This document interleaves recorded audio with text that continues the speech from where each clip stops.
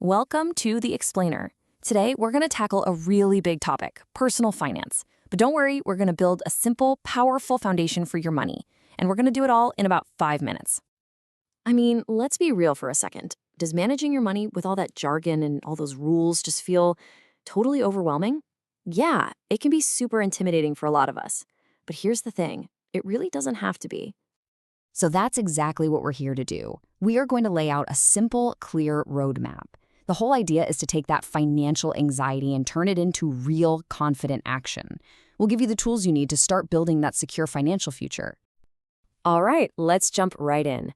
The absolute first and, honestly, most critical step is to create a game plan for your money. Because think about it, without a plan, your money is calling the shots, not you. We're going to flip that script and tell your money exactly where to go. And that game plan? Well, it has a name. It's a budget. Now, I know what you might be thinking. A budget, that sounds so restrictive. But I want you to forget that idea completely. A budget is not about restriction. It's about control. It's you telling your money where to go, instead of scratching your head at the end of the month, wondering where it all went. Okay, so where do you even begin with this? A really popular and super effective starting point is something called the 50-30-20 rule. It's just a really straightforward way to divvy up your money after taxes. And the beauty of this rule is just how simple it is. So here's how it works.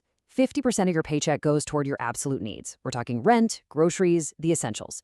Then 30% is for your wants, the fun stuff, hobbies, going out to eat, that kind of thing.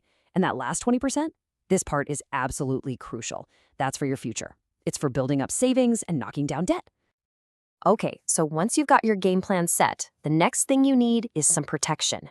I want you to think of this next part like building your own financial armor. It's what's going to shield you when life throws those unexpected curveballs your way. This armor is made up of two really key parts. First up, you need a safety net, for when things inevitably go wrong. And second, you need a good financial reputation, because that's what opens doors for you down the line.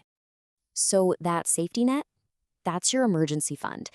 And the goal here, the magic number, is to have somewhere between 3 and 6 months worth of your essential living expenses tucked away.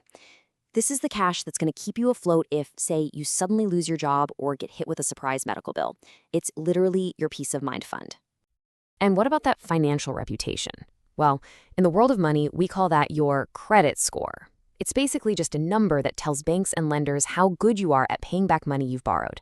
And trust me, a good score is huge. It can save you literally thousands of dollars in interest over the years. So how do you actually build a good one? It's simpler than you think. You just have to focus on 3 key things that, get this, make up 80% of your entire score. Number 1, and this is the big one, pay your bills on time, every single time. Number 2, keep the amount of credit you're using low, ideally under 30% of your limit. And number 3, build a long history. Just keep your oldest credit cards open, even if you don't use them much. When it comes to credit, consistency is absolutely everything. All right, so we've got our defenses up, our armor is in place. Now it's time to switch from defense to offense. Let's talk about how to stop just protecting your money and start actively making it work for you. And to really see just how powerful this can be, let me tell you a quick story about 2 friends. Let's call them Miguel and Jasmine. So Miguel gets a job and starts investing just $25 a month right from day one. Jasmine, on the other hand, she waits 10 years, but to make up for it, she starts investing double that amount, $50 a month. So flash forward 40 years. Who do you think has more money? It's Miguel. Even though he put in less of his own cash over the years, he still came out on top. Wild, right?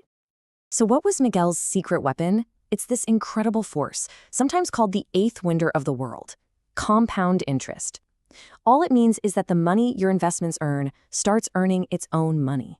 It's like a snowball rolling downhill, getting bigger and bigger all by itself. And the single most important ingredient you need to make it work? It's just time. And this whole story really highlights a super important point. Saving and investing are not the same thing. They're 2 different tools for 2 different jobs. Saving is all about keeping your money safe for short-term stuff, like that emergency fund we talked about. Investing, though, is about growing your money over the long haul for big goals like retirement. And you know what? A really solid financial plan needs both. Okay, so we've got our principles, the budget, the financial armor, and the plan for growth.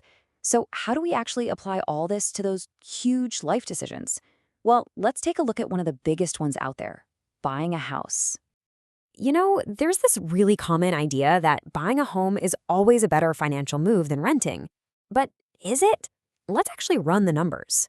When you factor in something called opportunity cost, which is just a fancy way of saying the money you could have earned if you'd invested your down payment instead, well, the picture can look totally different. In this specific example, when you account for that, renting actually comes out cheaper for the year. Now, hang on. The big takeaway here isn't that renting is always better than buying. Not at all. The point is that you have to do the math for your specific situation. The best financial choice is always the one that lines up with your personal goals and, maybe most importantly, what the numbers actually say. So let's recap. There you have it, the foundation for your entire financial journey. First, create that game plan with a budget. Second, build your armor with an emergency fund and a great credit score. Third, make your money start working for you by investing early. And finally, apply these ideas to all of your big future goals.